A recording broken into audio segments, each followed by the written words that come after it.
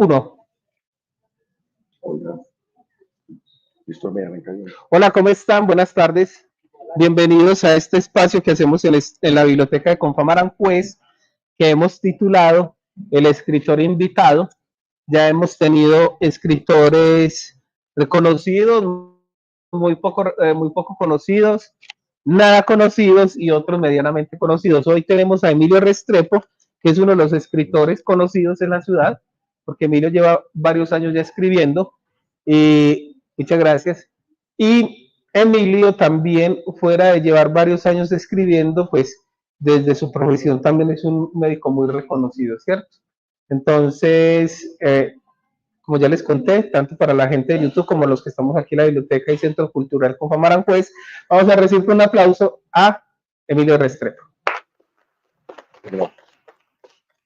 Como ya les decía, pues nosotros hemos tenido escritores acá. Emilio, si me permitís, voy a contar qué escritores han venido.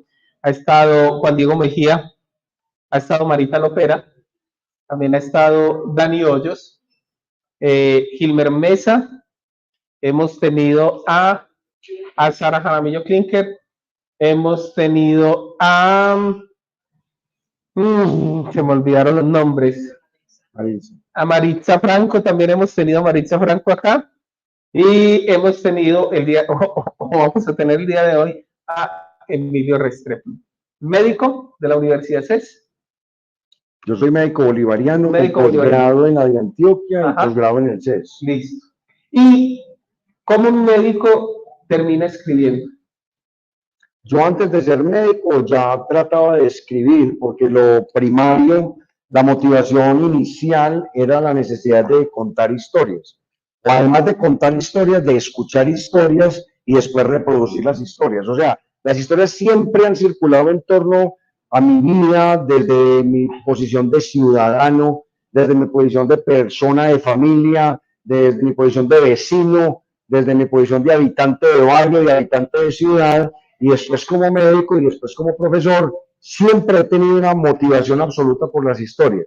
Me gusta que me cuenten buenas historias y me gusta tratar de contar historias. Lo primero, que me cuenten historias, lo más simple, desde la oralidad, desde la conversación de la familia, desde la conversación de los amigos, desde el mismo barrio, las reuniones de la esquina, los teatros que nos cuentan historias maravillosas a través del cine, que es una de las grandes fascinaciones en esta búsqueda de que me cuenten historias buenas. Y ya después la literatura, tratar de leer mucho, acopiar muchas historias a través de los grandes escritores, de las grandes historias, y después tratar de contar historias. Entonces yo todo esto que absorbí como receptor de historias, después traté de expresarlo en el otro sentido de la ecuación como narrador de historias, desde lo oral, el barrio, el hogar, la casa, los amigos, los paseos, las diversiones, y después ya de forma más sistemática como escritor o como narrador, inicialmente oral y después como escritor. Y en la mitad, mi profesión de médico es una búsqueda permanente de historias, porque todo paciente le está contando una historia. De hecho, el documento que nosotros hacemos para tratar de ayudarle a los pacientes es historia clínica. Nosotros tenemos que recoger la historia, hacerle una filtración a esa historia, una decantación, un análisis y hacer una propuesta a través de esa historia. En la medida en que la historia sea más eficiente, es mucho mejor el acercamiento al paciente.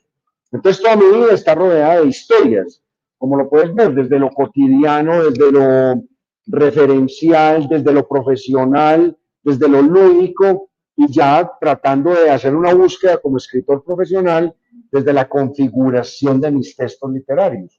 También encontré en esta nueva modernidad la búsqueda de historias a través de los recursos que nos dan las redes sociales. Entonces, sin darme cuenta, resulté yo de youtuber.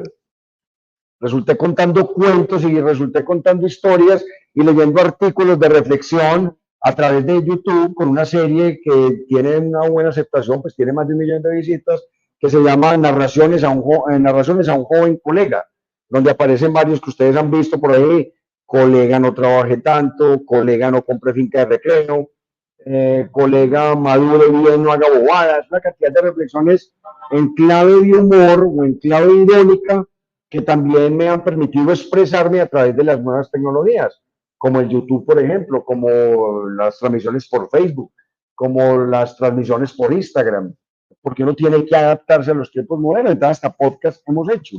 Nosotros hicimos un podcast para la Un universidad. podcast. ¿Naciste en Amagá? Nací en Amagá por un asunto circunstancial, porque mi papá trabajaba allá. ¿Qué hacía tu papá? Él compraba café en la Federación de Cafeteros y a ellos lo rotaban. Entonces estuvo un tiempo en Fredonia, después estuvo un tiempo en Amagá y allá se varó la cigüeña y allá fui a dar a Amagá. ¿Y dónde creciste?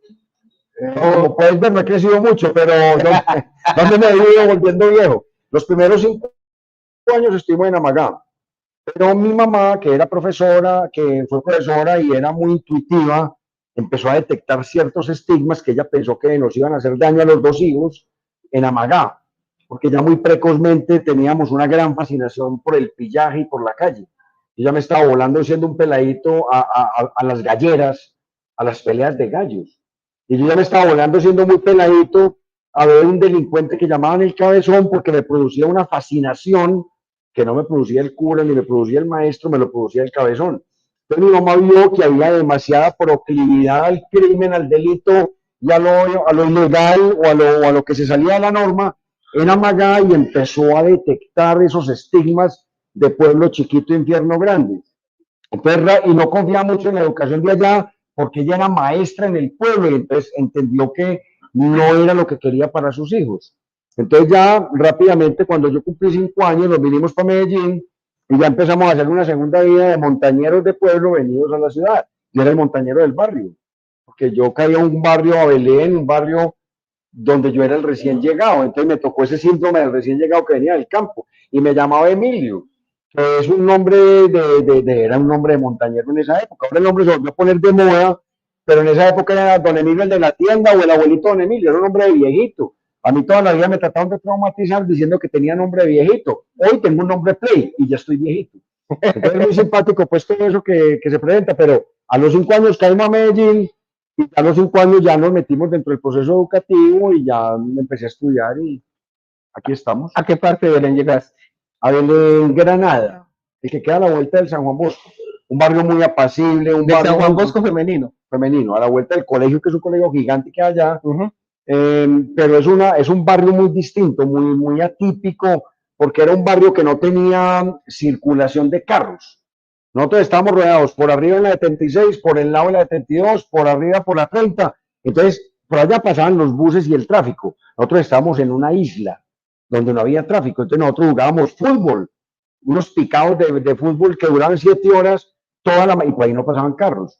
Éramos una cuadra que integraba muy cercanamente a todos los vecinos, donde todos éramos hermanos con distintos papás. O sea, éramos amigos que nos volvimos entrañables y que hicimos juntos. Era un barrio muy cercano. De hecho, mi barrio, te lo puedo decir con conocimiento de causa, no tuvo gente que cayera en esas veleidades de la delincuencia, en esas grandes trampas y esos anzuelos que tiraba la delincuencia en los años 70, 80, donde todo el mundo quería hacer traqueto, donde todo el mundo quería irse para la uso, irse por el hueco. Nosotros éramos pelados de barrio, muy preocupados por jugar, muy preocupados por estudiar, pero no estábamos como muy contaminados, porque éramos una especie de gueto en ese barrio. Éramos muy tranquilos, muy hermanados, muy conocidos todos. Éramos muy sanos, realmente. ¿Cómo es que se llama el malandro de Amagá? El Cabezón. El Cabezón. Sí. Cuando comencé, voy a ir, yo tengo esa costumbre de ir, perderme, volverme a perder y volver a ir. Cuando estoy haciendo entrevistas, voy a meter por allá y voy a hablar de tu obra. ¿Alguna vez aparece o el Cabezón es uno de los pretextos para vos crear el personaje de Joaquín Tornado?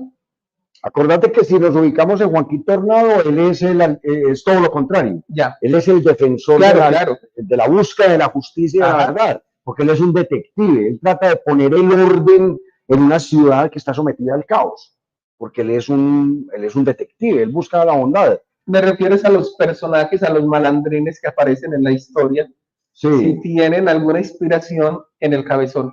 No lo sabría decir desde lo consciente. Puede que un psiquiatra descubra maravillas.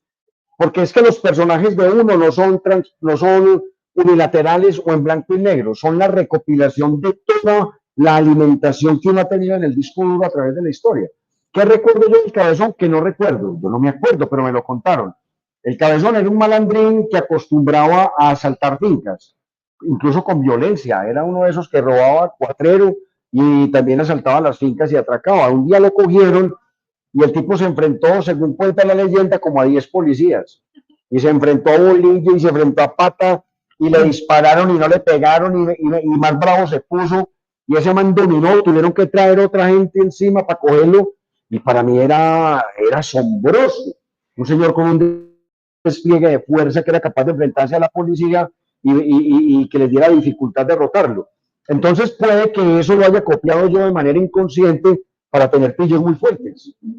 Yo he tenido pillos en algunas de las historias mías que son de una fuerza y de un poder que se salen de lo normal. Porque acordate que nosotros chupamos de todo ese criterio de Disney que nos enseñó que mientras mejor era el malo, mejor era la historia. Entonces yo trato de componer personajes antagonistas que sean muy malos. O sea, o malos que sean muy buenos, malos. Entonces, esta manera muy fuerte, puede que haya influido, lo estás haciendo notar. Yo no lo había pensado de esa forma, pero tengo malos que dan mucha brega, hermano, porque es que un malo que lo cojan en la primera página, o un malo que lo derrote el bien o la justicia en las dos primeras páginas, es un malo cagado, que no nos emociona.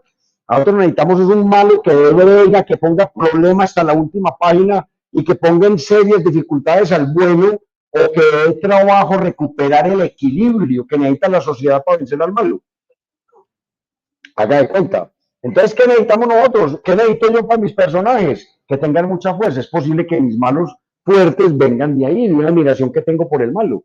Entonces, el Cabezón no recuerdo específicamente, exprofeso con esa nominación, haberlo metido dentro de mis malos. No lo recuerdo, creo que no. Pero es posible que haya captado esas vibraciones de ese malo que se resiste hasta lo último, que se enfrenta, que es irreverente con el poder hasta las últimas consecuencias y que solamente se derrota al final, porque a él lo derrotaron, de hecho lo metieron a la cárcel. Y después estando en la cárcel por intromisión a fincas y por robos y por robo de cuatreros, parece que en una de esas intromisiones a las casas había tratado de violar a una señora. Entonces ya le metieron un delito mucho más grave, que era acceso carnal violento, y ese hombre, y como no tenía abogados, porque era muy pobre, y los pobres siempre han pagado el trato ante la justicia, porque este es merecidamente enjuiciado, el tipo creo que se pudrió en la cárcel, y allá, que en esa época era la ladera, creo que tuvo algún inconveniente muy grande con otro en un patio, y le dieron su buena dosis de puñaladas, y creo que al hombre lo pusieron a pasar trabajo en la cárcel. Pero está muy bueno explorar esa posibilidad, porque mira que me está abriendo un malo, que yo no había visto, me está abriendo. La serie continúa. De Joaquín Tornado. ¿Cuántos libros hay de Joaquín Tornado? Joaquín Tornado tiene 7 libros en este momento circulando. Tiene uno con el Instituto Tecnológico Metropolitano, el ITM, que recoge los primeros cuentos de Joaquín Tornado, que visibilizaron al personaje, le dieron una... ¿Cuándo sale el primer cuento de Joaquín Tornado y dónde? Sale en el ITM alrededor del 2013. Listo. A partir de ahí, ya la Universidad Pontificia Bolivariana se interesa por el personaje que ya lo vio materializado en un libro, y ahí la importancia para los estudiantes y para los que quieran ser escritores que concentren sus esfuerzos en un primer libro, porque ya hay un personaje que existe. No era mi primer libro, pero sí era el primero del personaje, entonces algún editor lo pudo ver ya estampado en un texto, configurado con una personalidad más bien definida, y le pareció interesante y me convocaron a Bolivariana en compañía del escritor Memo Ángel, que tenía su propio personaje, que era Rambert, y a mí me invitaron con Tornado, entonces yo hice una propuesta de Tornado. Al editor le gustó y parece que a los lectores les gustó, porque ese primer libro de Tornado, que tiene 2 novelas, ya lleva 3 reediciones, o sea que se vende y se lee. Entonces, con Bolivariana empezamos a sacar de manera secuencial aventuras de este personaje, y ya está en 6 libros en Bolivariana. El primero con 2 aventuras, después con aventuras así individuales, y el último con 2 aventuras. Entonces, en realidad tenemos 6 libros en Bolivariana, pero son 9 aventuras, y tenemos otras 3 ya listas esperando pues que la edición lo solicite. pero el personaje tiene vida propia. Es un detective criollo, muy cercano a como somos todos nosotros, con todos nuestros defectos y con todas nuestras virtudes, pero con una malicia y una obstinación que lo hacen un poquitico especial y una forma irreverente de ver el mundo que le dan ciertas características que lo pueden volver atractivo. Entonces el personaje está vivo y ahí está. Hemos tratado de confeccionar guiones en compañía de mi buen amigo el periodista Wilper. Hemos hecho guiones para proponerlo de pronto para terminar ese sueño loco que tenemos de verlo en una película. Queremos ver también en novela gráfica, estamos trabajando en eso. El personaje está vivo, que eso es lo importante de los escritores, que los personajes no sean planos, que los personajes tengan una personalidad y que busquen su propia vida, su propio camino. Tornado lo ha ido encontrando, lo que empezó como un divertimento de tratar de hacer novela policíaca, ya encontró eco en 7 libros que existen y ya encontró y está buscando su camino a través del guión, a través de la novela gráfica, qué sé yo, puede que una serie, no sé. Estamos abiertos a explorarlo. Bueno, antes de irme por ahí, ¿no sabías que aquí estuvo interno? Porque los que no saben, este fue el primer manicomio que existió en Colombia, este lugar, antes de convertirse en biblioteca. Acá estuvo internado el primer detective privado que hubo en Colombia. ¿Tartarín Moreira o qué? Tartarín Moreira. Esto es un personaje. Estuvo acá. Tartarín Moreira, interno. cada vez que me hablan de él, se me abre más mi interés por explorarlo. Es que ese hombre lo hizo todo bien. Era uno de los primeros dandies que había en Medellín. Dandy criollo, un dandy criollo. Un dandy criollo, dandy total, era un flaner. El tipo le gustaba, él se creía Baudelaire. El tipo andaba a la calle, el tipo exploraba la ciudad, el tipo odiaba su casa y le encantaban eran los putarrales, le encantaban eran los lupanares, le encantaba era la calle, el ambiente prostibulario y criminal. Entonces él era detective, pero al mismo tiempo componía bambucos y pasillos como muy probablemente ningún otro lo haya hecho. Y era un conversador absolutamente fascinante. Era un hombre que tenía una doble vida oculta, tenía una cantidad de pecados ocultos que lo hacen un personaje muy rico. Entonces, explorar a Tartarín Moreira y también era paciente psiquiátrico. Él no era para nada normal. Perdón. Porque estaba internado. Parece que el hombre sufría, a mí me han dicho dos versiones, pero son versiones especulativas. La una dicen que tenía una enfermedad bipolar maníaco-depresiva. Y que el hombre, cuando se era maníaco, escribía, componía, cantaba hasta las 3 de la mañana, se encerraba con prostitutas y después no les pagaba, porque tenía fama de ser conejero, o sea que no le pagaban las prostitutas. Pero le tenían mucho miedo, porque las encarretaba a punta de carreta, pero después no les pagaba. Bueno, y el hombre, uno me dijo que era maníaco depresivo, y que cuando estaba depresivo le daban unas melancolías que llamaban en esa época, que lo hundían en la oscuridad más absoluta, y se encerraba y no salía y no se bañaba y no comía y quería morirse, entonces lo hospitalizaban por una melancolía intratable. Eso me dijo una vez una persona que lo ha estudiado y me parece muy razonable para esa personalidad que él tiene. Y otro me planteó que era como una esquizofrenia, pero no me cuadra porque él era demasiado aseado, era demasiado, cuando estaba en fase de dandy, era demasiado bien puesto, un sombrero, dos gardelianos finos, un traje sastre muy bien puesto, que el esquizofrénico es descuidado. Entonces no me cuadra mucho que sea esquizofrénico, pero sí maníaco depresivo con etapas bipolares. Entonces más bien me adhiero a eso, pero confieso públicamente, porque está grabado, confieso que estoy especulando con base en una conversación de borrachos, pero muy razonable. Bien, de Joaquín Tornado, ¿hay algún personaje de la literatura que haya terminado influenciando a Tornado, en la construcción de Tornado? Hombre, tienen que estar ahí porque yo me pasé leyendo La Juventud, me pasé leyendo a Raymond Chandler, me pasé leyendo a Daisy Hammett, me pasé leyendo a James Cain, me pasé leyendo a Rick Kirby, a la gente de X9, todas estas influencias del género negro y del cine negro, me pasé viendo películas de Humphrey Bogart. De hecho, en la carátula del primer Tornado aparece Humphrey Bogart en el del ITM, en los papeles que él hacía en El Sueño Eterno o en El Halcón Maltés. Entonces, uno sin buscar influencia, simplemente la mente de una persona en formación o en deformación, digamos, que estaba leyendo y leyendo y leyendo y leyendo y simplemente leyendo por disfrute y metiéndole al disco duro una cantidad de información, configura un personaje. Y no hay nada más distinto que un detective típico norteamericano del cine negro o hasta inglés trasladado a Medellín. No puede ser igual, pues que cómo se va a parecer un criollito a los personajes de Chandler o de Hammett. Es muy distinto. Ellos toman bourbon, ellos toman un bourbon, toman whisky y fuman tabaco, fuman cigarrillo a tres manos. Este hombre atornado, evidentemente, le gustan también las muchachas de la vida alegre, le gustan también el whisky, el bourbon no toma, y de vez en cuando, para ponerlo más en contexto, además de cigarrillo, se fuma sus baretos. Entonces el hombre, porque él es criollo, él es campechano de aquí y tiene esa malicia paisa que puede ser tan buena o tan mala, pero que puede dar tantos elementos intuitivos. Entonces él tiene de todos estos detectives, evidentemente no de los sofisticados, él no se parece para nada a James Bond, ni maneja autos de ese calibre, este más se le cada 2x3 se le va el carro, y no tiene esas chicas asombrosamente hermosas de celuloide que tiene James Bond, que compiten a ver cuál es más hermosa de todas. No, estas son criollitas, incluso son hasta muy simpáticas, porque hay una que llama las trillizas ninfómanas. Miren, usted conseguir unas prostitutas que sean trillizas y ninfómanas, pero a este man las encuentra, es que le pasan de las cosas.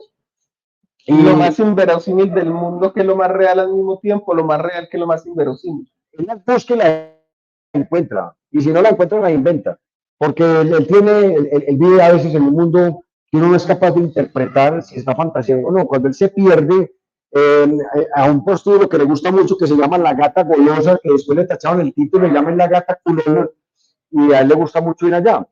Y allá se mete en unas situaciones que es mejor no explorar para no espantar a los espíritus bien pensantes. Pero a él le gusta explorar ese mundo oculto, ese mundo agreste, de esa noche oscura de Medellín que a veces no conocemos bien del centro para adentro, en el centro del centro o en el subterráneo del centro. A él le gusta explorar eso. Entonces a él le gusta explorar ese mundo oculto, que es un poquitico ajeno al de todos estos grandes detectives del cine de Hollywood, que ellos no tienen eso. Y de la novela del siglo XIX. También, pero la novela del siglo XIX era una novela más de ingenio, era una novela más de enigma. Era un detective muy puesto en orden, también en sus ratos libres, cocainómano. Estamos pensando en el mismo. Estamos pensando en el amigo Sherlock, que a todos nos influenció mucho. Pero ¿qué pasa con él? Era un detective de ingenio, no de calle. Entonces a él le ponían el crimen, a él le ponían los elementos que rodeaban al crimen. El hombre se rascaba la barbilla, tocaba violín, hacía unas profundas reflexiones mientras se tiraba sus buenos cocazos, porque era fanático de la coca. Y le abrían las conexiones neuronales. Era muy freudiano. Y entonces, el hombre, después de una reflexión, él llegaba a la conclusión del enigma. Y lo mismo hacía Hércules Poirot, el de Ágata, y lo mismo hacía Miss Maple, que era gente que era de poquita calle, aunque Sherlock también se metía a veces por ciertos callejoncitos a mirar cosas, pero eran más un trabajo interno cerebral de una profunda reflexión y un análisis muy inteligentísimo, casi que lo mismo que hacía Poe cuando proponía al detective, a Lupin, cuando lo proponía, que era un hombre que mirando el mundo, mirando los indicios, mirando las huellitas, llegaba a unas composiciones teóricas impresionantes que resolvían el enigma. Tornado está muy lejos de esto. Tornado es un detective callejero. Es canchero, es olfativo, es intuitivo. El hombre la busca, el hombre si se tiene que disfrazar de paciente psiquiátrico se disfraza y se mete. El hombre si se tiene que disfrazar de estudiante eterno en la universidad, de esos que pasan 15 años allá, se disfraza y se mete para seguir en la pista al secuestro de una prepago, como en una novela. Y así por el estilo. Él es un sabueso, él es un husmeador, es pesquisador oliente de la pista en caliente o en frío, pero él se mete a la calle. Él no es de esas grandes disquisiciones intelectuales que lo llevan a ser pues un portento de intelecto, no, nada más lejos de Tornado. A él lo que le gusta es olisquear y meterse en el fango. de Tornado, ¿qué podemos decir en sus gustos? Porque hemos hablado de otros gustos, pero no hemos hablado de sus gustos musicales, de sus preferencias deportivas, de su comida, de qué comía Tornado, cómo, dónde vivía, nada de esas cosas hemos contado, para que motivemos un poco a la gente, porque en las bibliotecas con fama, valga la cuña, tenemos algunos de los libros de Joaquín Tornado, ¿cierto? Entre esos tenemos este, ¿cierto? Si Este podemos... libro tiene un planteamiento muy interesante con lo que me estás preguntando, porque este libro plantea la primera y la última aventura de Tornado en este solo volumen, que es el primero con Bolivariana. En el primero, que se llama Música de Buitres, él todavía no era un detective. Él era un muchacho que habían echado de la policía y un fiscal amigo de él que necesitaba investigar un secuestro. Le dice, venga, hombre, pato, usted que no está haciendo nada, usted es un inútil, venga, ayúdeme para alguna cosa porque necesito infiltrar a alguien en la negociación de un secuestro, necesito que me ayude.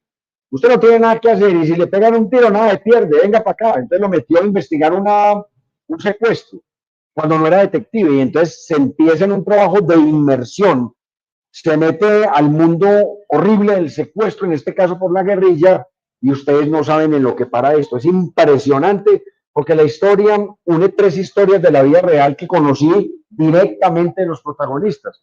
De hacerle la integración de hilo narrativo y logré más o menos cohesionar la idea y es una historia impresionante. En esa época Tornado era pobre, sin recursos, únicamente trabajaba por la liga que le dio el fiscal que lo contrató y ahí podemos ver la fase inicial de Tornado cuando estaba en gestación. Pero en el último es muy llamativo porque el mismo fiscal que lo contrató en el primer caso, ese fiscal va a la oficina de él y ya queda en el poblado. Una oficina que ha crecido mucho y lo primero que se encuentra en esa oficina del poblado es un cuadro enorme de Obregón, con un toro fundido, con una mujer fundida en toro, de Obregón. Entonces el fiscal, que lo conoció pobre, que ya le ha conocido los éxitos económicos que lo llevan a tener una oficina en el poblado y un cuadro de Obregón, le dice, venga papito, venga, venga, usted no ha sido muy refinado para los gustos que digamos, pero usted ya está en el poblado y ya tiene un Obregón pegado a la pared, ¿y cuánto vale un Obregón? Bajita la mano hoy, digamos que vale 1.000 millones de pesos. Entonces le dice, venga papá, yo no me quedo con esta. Necesito que me cuente de a dónde sacó el Obregón. Esa es la historia que llama Tornado y el Obregón. Una historia, se la recomiendo. Entonces ahí aparece... Pero no es porque vos, porque vos la hayas escrito, ¿cierto? No, porque es una historia, que no, la historia me supera. Yo soy simplemente un narrador. Yo no tengo mucho talento para inventar historias, pero soy una buena grabadora. Yo escucho bien, yo me pongo mucho cuidado a los interlocutores y armo buenas historias, pero la historia me trasciende. La historia no, podemos decir que no es mía. Soy capaz de decirle cómo me llama el dueño del cuadro, porque parte de la vida real. Más que no lo voy a decir aquí porque mi buen amigo se enoja. O sea que en pocas palabras podemos decir que todos tus relatos, todas tus historias parten de hechos reales.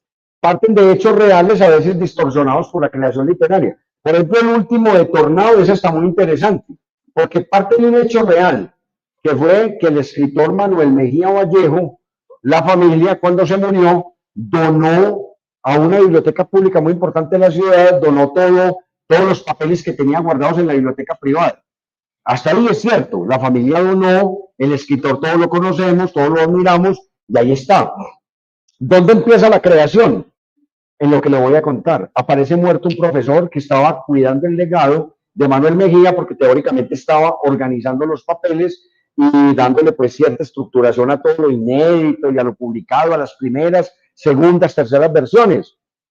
Aparece muerto ese profesor en la biblioteca y cuando aparece muerto el profesor, el investigador descubre que se perdió un manuscrito, que se perdió un libro inédito de Manuel Mejía, donde proponía una nueva teoría sobre la muerte de Gardel. Entonces mire que todos son elementos reales. Manuel Mejía, la donación, Gardel se murió, hay muchas teorías sobre la muerte de Gardel. Lo que no es tan cierto, o no sé si sea cierto o no, es que Manuel Mejía escribió una novela sobre Gardel, aunque él trató, como él amaba el tango, de hecho miren Aire de Tango, él tenía unas teorías cuando tomaba roncito y le decía a los amigos que él tenía una teoría sobre la muerte de Gardel, que también es cierto, me lo han contado los interlocutores de él, porque yo nunca hablé con él.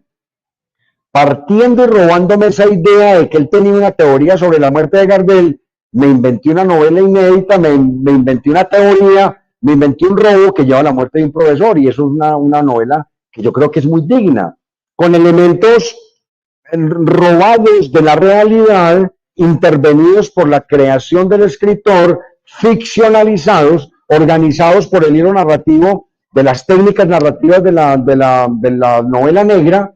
Tratamos de hacer una propuesta que se llama Tornado y el inédito de Gardel, que es el último libro que publicó Bolivariana. Entonces mire que la vida real da para mucho. ¿Cuántas historias cree usted, Arbey, que puede dar un sitio como estos? El primer manicomio de Medellín, de Colombia, lleno de pacientes rarísimos, inteligentísimos, llenos de historias. Entonces aquí uno podría configurar una maravilla de recopilación de historias viendo la gente que estuvo aquí internada. Mire que ya salió una motivación de historia con Tartarín Moreira. Muy bacano explorar esa posibilidad, porque es que la realidad le permite a la ficción alimentarse, y muchas veces la realidad es más fuerte que la ficción y permite estimular la creación literaria de obras que pueden tener cierta dignidad. Entonces a mí me parece muy interesante explorar eso en los aspirantes escritores, en los nuevos escritores, en los miembros de taller. Hombre, busquen historias de pacientes famosos y arranquen a hacer propuestas. El señor que mató toda la familia, el señor que violó a la hermana, el señor que era un poeta famoso, el señor que era un detective, el que fue gobernador de Antioquia, el que era hijo del gobernador y vivía en el poblado y vino ahora aquí. Que hay mil historias. ¿Cómo será esto enriquecedor para un amante de la escritura que quiera consolidar historias? Habíamos quedado que íbamos a hablar de Joaquín Tornado y de Un hombre solo y mal acompañado, ¿cierto? Hablemos de Un hombre solo y mal acompañado. Es una novela, pero también se puede leer como cuento, ¿cierto? Yo creo que es una mistura interesante que podría tener las dos características. Esa novela o ese libro para mí tiene un valor interesante, y es que parte de una necesidad que vivimos todos los que estamos aquí, que fue la famosa pandemia. Cuando estábamos en pandemia, a todos nos tocó quedarnos mucho más tiempo del que queríamos encerrados en la unidad, en la casa donde estábamos viviendo. Nos tocó quedarnos por obligación. Entonces, ¿qué empezó a pasar? A mí me tocó hacer una cosa que no me tocaba hacer anteriormente, que era sacar el perro. Porque yo había delegado esa función en la hija o en el hijo, y a mí no me tocaba. Pero me empezó a tocar. Teníamos que repartirnos las funciones de la casa, y un día saliendo, en una semana me pasaron un poco de cosas. Lo primero fue que pisé una caca de perro. Yo estaba estrenando tenis. Eso no falla. Justo ese día. No, al otro día, pero eso no falla. Y pucha, uno nunca pisa una caca de perro, y el día que está estrenando tenis la pisé. Y yo bien juicioso tratando de recoger la caca de mi perro para que otro sinvergüenza no la recoja y yo la pise. Entonces yo quedé condenado en la ira, y se me desembocaron con mucha justicia unos instintos asesinos. Yo quería volverme asesino de los dueños de mascotas que no recogían la caca de perro. Evidentemente, como tengo una buena formación y no soy asesino hasta ahora, entonces, ¿qué hace un escritor que no es asesino? Se venga escribiendo un cuento. Entonces escribí un cuento que llamaba Caca de Perro. Y escribí ese cuento Caca de Perro y empecé a descubrir, ahí está en internet por si lo quieren leer. Ok, pueden comprar el libro mejor, papá, pero bueno, ahí está en internet, se llama Caca de Perro, Emilio Restrepo. Ahí está el cuento donde yo empecé a jugar con esa historia, y me empiezo a escribirla y empiezo a notar que me empecé a reír. Y yo decía, pues, ¿será que estoy enamorado de la historia? No, la historia era graciosa el primer día. Al segundo día bajé y descubrí un señor gordo que había ido, un señor muy obeso, de esos de, usted no sabe quién soy yo, de esos así creídos, que era un magistrado. Después supe, un señor muy, muy alborotado, muy grosero, soltaba unos perros grandísimos y no le importaba si lo atropellaban a uno, si le atropellaban la mascotica a uno, muy grosero. Y ese día estaba hablando muy al escondido de la que yo intuyo que era su esposa, con una persona que yo interpreto que no era su esposa, que le estaba haciendo una serie de reclamos porque no la había ido a visitar.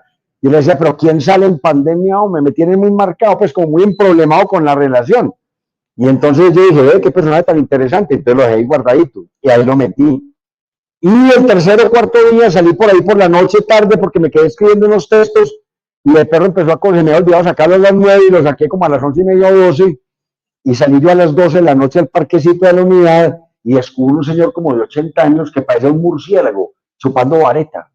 Entonces es muy raro ver un viejito varetero, pero no callejero pues, sino un viejito bien vestido y mirando para todas partes en un visaje, chupando vareta como un murciélago. Y yo decía, uy, qué vida tan interesante para montarle una historia.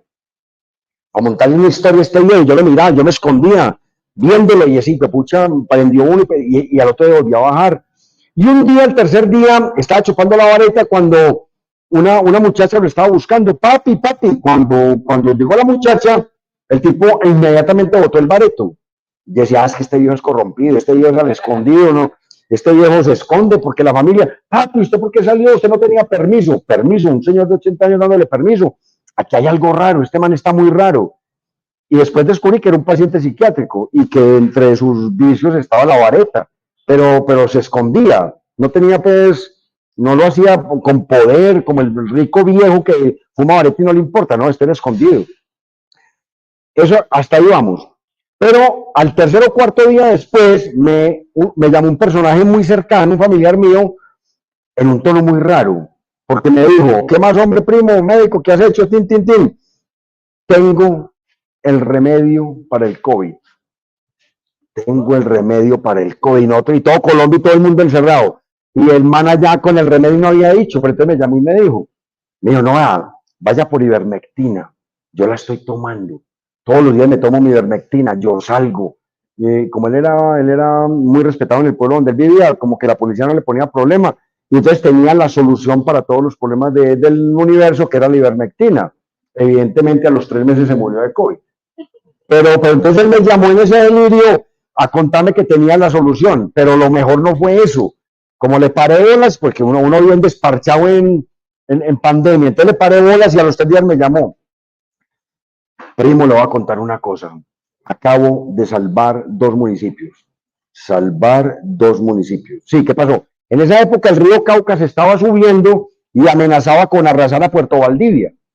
Y entonces me dijo lo siguiente.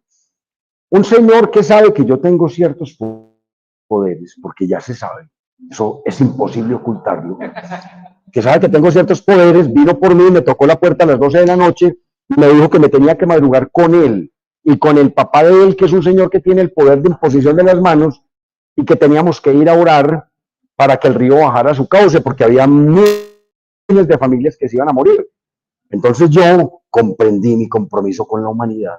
Y a las 5 de la mañana salí con el señor, con el hijo que era un ancianito que tuvieron que llevar cargado, y se fueron para un monte que había por allá no me acuerdo exactamente el sitio, una montaña que hay en Tarazá o en algún sitio donde se divisa todo el Cauca, y se encerraron a rezar. El hijo, el señor sabio y él, porque tenía un gran poder. Rezaron como 2 días y empezaron a notar que el río empezó a bajar. Cuando llegaron a la casa, él llegó exhausto del cansancio y de todo ese gasto energético que había hecho y se acostó 1 o 2 días a dormir. Y el viejito llegó y al otro día se murió, porque como que dejó las últimas energías allá. Y a mí me pareció una historia tan tesa la de él, pero evidentemente en mi interpretación de médico, este tipo estaba delirando, este tipo estaba haciendo un delirio maníaco. Entonces empecé a unir historias, empecé a unir el viejito varetero, empecé a unir el que lo regañaban y que se le volaban los higos porque era psiquiátrico, empecé a unir al señor este que tenía la solución a los problemas de la humanidad con ivermectina y que tenía la cura para el COVID, y empecé a unir la historia del viejito este que salvó el Hidroituango. Y lo metí en una historia, y lo mandé al CES y me gané el concurso. No le había contado que entonces con caca de perro lo mandé a Confenalco y me gané el concurso. Y con este lo mandé al CES y me gané el concurso. Después, otra compañerita que estaba siendo agobiada por un mal vecino, por peleas de mascotas, empezó a contarme que estaba muy angustiada porque el tipo la estaba amenazando, la estaba acosando. Entonces a mí se me ocurrió recomendarle a un amigo mío que es uno de esos tipos que todos deberíamos tener, que son los que resuelven problemas. Entonces me dijo, ay no, qué miedo, yo no me le apunto a eso es para usted que es tan malo, pero yo no me le apunto a eso. Entonces a mí me quedó gustando la idea y le monté la película de este amigo mío que resuelve problemas y salió un cuentazo que se llama Dientes de Perro.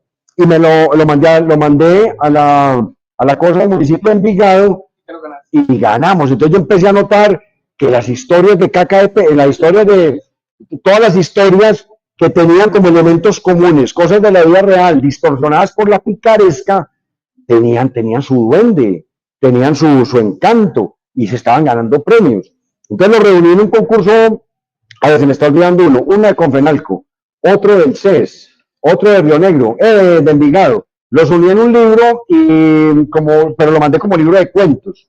Y ganó el concurso del libro de cuentos. Después alguien me hizo notar que como era un microespacio cerrado y como era un solo personaje que atravesaba todos los cuentos, pues tenía más estructura de novela. O sea, que los cuentos juntos se podían leer individuales como cuentos, pero se podían leer como integración a través de un personaje, un hilo narrativo y un espacio común que configuran una novela. Entonces me gané el concurso de cuento y por eso quedó calificado como cuento, porque como me dieron plata y publicación como libro de cuentos, pues así quedó, para ir a engañar a los que me a los que me pagaron el concurso. ¿Cierto? Entonces es un collage de cuentos que constituye una novela, pero es en el ritmo, usted lo conoce muy bien, es un libro que se deja leer, es muy entretenido. Yo en estos días que iba a dictar una conferencia sobre ese libro, me volví a leerlo y todavía me volví a reír de las bobas que hay. O sea, son ingeniosas, eso tiene una cantidad de historias por todos los lados y subhistorias, y se deja leer. Ese libro incluso merece ser ampliado. Si yo me encuentro más historias de este personaje, que es un personaje neurótico, mal genio, irritable, tramador. Y después me salió otra historia, que era la historia que en la unidad mía cogieron un degenerado, un pederasta que tenía una red de pornografía infantil con una señora que filmaba a sus propios hijos y este personaje era un especialista en salud y vivía en la unidad. Y era un especialista, era un especialista reconocido. Y tenía una compinchería con un director de cine español, lo pueden buscar en internet, ahí está clarísimo, y es el nombre de la unidad. Entonces le monté una película también ficcional basado pues en todos estos elementos. También está en el libro. Entonces, como puedes ver, tiene una cantidad de historias que pueden ser muy legibles, muy entretenidas, que es lo que para mí tiene que tener la literatura, que tenga un acto de complicidad con el lector. Yo no soy de los que digo que desprecio al lector y que no me importa, no, me importa y ojalá se ría bastante y ojalá lo recomiende y ojalá diga que es la mejor experiencia que ha tenido. Me gusta el lector y me gusta ser amigo del lector y ser cómplice con el lector y que él se entretenga. Entonces, eso es lo que traté de hacer en el libro y vos has visto que ha tenido una muy buena acogida. Claro, de hecho, no sé si recordaste cuando lo presentamos, dijimos que ese libro merecía una segunda parte. Merecía una segunda parte, pero he estado tan ocupado en otras cosas que no le he sacado el tiempo. Pero ese personaje necesita ser explorado. Es un personaje de historias continuas. Continuas, con aire picaresco. Qué miedo me da que una vez traté de escribir una historia con el mismo personaje encerrado allá y me empezó a salir muy serio, muy grave. De pronto estaba reflejando mi propio estado de ánimo, pero había perdido ese duende que yo te decía, ese picante que lo hacía tan atractivo en el primer libro. Entonces dije, no, ¿será que estoy muy contaminado? Después, y lo dejé guardado. Pero yo algún día tengo un compromiso con ese personaje, así como recuperé a Tornado en 7 libros que ya va para 10, debería recuperar este en un segundo libro que vaya para una novela más grande. Aquí uno podría quedar hablando con el libro toda la noche, pero el tiempo en las bibliotecas es corto y limitado. 2 preguntas que alguien que le quiera hacer a Emilio, que sean corticas y sucintas las respuestas también. No me comprometo, pero hago un buen esfuerzo. Alguien que le quiera preguntar algo a Emilio. Doctor, yo escuché alguna vez en una entrevista suya que usted era como el eterno perdedor de los concursos literarios que se hacían en la ciudad. ¿Cómo perseveró hasta alcanzar? No, yo soy empecinado en perder, yo sigo perdiendo. Ya casi que me gradúo profesionalmente de perdedor crónico irreversible. Pero es que en la mitad de muchos concursos que he perdido, también he ganado otros. Pues tampoco podría ser tan injusto con la providencia. Yo me he ganado el concurso de la alcaldía de novela, me he ganado el concurso de la alcaldía de cuento, me he ganado el de Envigado de novela, me he ganado el de Envigado de cuento. No, yo es por ponerme de célebre, pues. Pero es más los que he perdido. ¿Cuál es el problema que me gozan mucho los compañeros? que casi siempre quedo de primera princesa, quedo de virreina. Entonces a mí ya me saludan así, vamos, ¿qué virreina? ¿Por qué? Porque muchas veces le puedo hacer una larga lista con una relación muy exacta, quedo de primera princesa o quedo de virreina. O sea, me falta el palo. He quedado 3 veces de finalista en las últimas convocatorias de autor-editor, por 2 o 3 décimas. Se lo puedo demostrar. Donde alguien con un poquitico más de refinamiento, un poquitico más de trabajo, de pulimiento o de suerte, considera que el otro trabajo es mejor. Y el mío, en los 2 últimos concursos he sacado 87.2 y me ha ganado otro competidor con libros maravillosos de 87.5. Entonces, no, eso no ha cambiado para nada, papá. Yo no he ganado nada distinto. O sea, no falta el concursito por ahí. El año pasado me gané uno de periodismo. Me gané uno de periodismo del municipio, con un artículo también de humor, de crónica urbana. Me gané un concursito de periodismo. Lo que pasa es que ese no es famoso ni salió publicado. El año pasado quedé finalista en el concurso de semana, 25 millones de pesos. Sobre qué pienso yo de escribir en Medellín. Hice un artículo, una reflexión sobre escribir en Medellín, que es de finalista mano a mano con una periodista costeña que hablaba del empoderamiento femenino y que hablaba de la importancia de las mujeres en la sociedad actual, en el periodismo y en el gobierno. Y las 4 jurados eran mujeres. No discuto que el trabajo sea brillante, pero yo ahí no tenía nada que hacer. Porque un señor de Medellín, quejándose de lo difícil que era ser escritor aquí, que le iba a importar a 4 superperiodistas bogotanas, cuando la otra periodista costeña estaba diciendo cosas importantes sobre la necesidad de reivindicar de manera nacional el papel de la mujer. ¿Qué hago yo ahí? Nada. O sea, perdí en Francalit. Pero lo de una vez, eran 500 trabajos. Y la periodista ganó en Francalit con un gran artículo, una reflexión muy seria. Ahora, si hubiera habido 2 hombres escritores de Medellín en el jurado, los sensibiliza de pronto el tema mío. Pero en ese caso no, en un concurso nacional. Otra vez, mi estimado amigo, primera princesa, mucho no. Pero sí, ahí está en semana, premio periodismo de semana. Pero no importa, a mí lo que me interesa es escribir. Yo juego con los concursos, juego mucho con los concursos. Quedo de primero, de segundo, de tercero, no me importa, vuelvo y mejoro el texto y el otro año vuelvo y lo mando. ¿Qué me pasó en la Universidad de Antioquia? Mandé un texto, una crónica médica, y quedé de 17 entre 18. Y me ganó un estudiante de medicina el primer semestre. No, yo casi que me vengo para aquí cuando esto era manicomio. Y yo dije, pero ¿cómo así, hombre? Me ganó un peladito el primer semestre con una crónica que honestamente no la vi muy poderosa, pero respeto pues al jurado. ¿Sabe qué hice el otro año? Le cambié el título. No cambié una sola palabra, cambié el título y me lo gané. Con el mismo ensayo, lo pueden leer, está publicado. Está publicado. Entonces, en el uno quedé último, de 17 entre 18, y en el otro quedé primero. Felicitado y todo, que qué artículo tan bueno, leía lo mismo, casi que había un jurado que era el mismo, y no lo reconoció. Yo no sé si se lo leen a profundidad, pero ahí está. O sea, mire que eso es puro azar. La calidad también se impone, por supuesto, pero también hay cierto de suerte, hay cierto de afinidad al tema que uno le propone al jurado.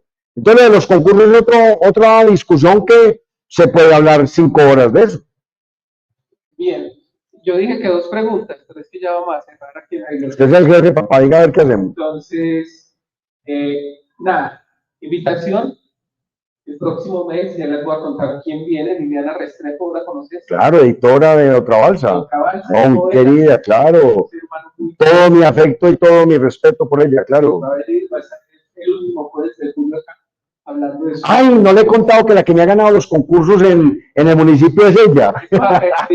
Ella como autora editor, porque ella es muy refinada. Sí. Y me ha ganado los 2 últimos concursos con libros y yo he perdido por 2 décimas. Con ella, con Viviana. Esta es Viviana, la que me ganó a Te quiero, Viviana. Va a estar acá el último jueves de julio. ¿Listo? Entonces, estén pendientes. Emilio Restrepo, Joaquín Tornado y un hombre solo y mal acompañado. Vamos a despedirlo con un fuerte aplauso. Muchas gracias. Muchas gracias. la biblioteca Confama que antes. Gracias a Casa Tomada. Agradezco mucho la invitación, no solamente a Confama, a Arbey, al compañero Wilfer, a Casa Tomada, a Rivillas. Es muy estimulante la labor que hacen, estimulando apoyando los nuevos escritores o los escritores un poquitico incógnitos. Casa Tomada tiene un papel preponderante en la difusión de la cultura en Medellín. Lo mismo Confama, lo mismo el sistema de parques, bibliotecas. Excelente. Los escritores necesitamos apoyos como este. Muchas gracias. Como siempre. Bien, muchas gracias. Te manda saludos.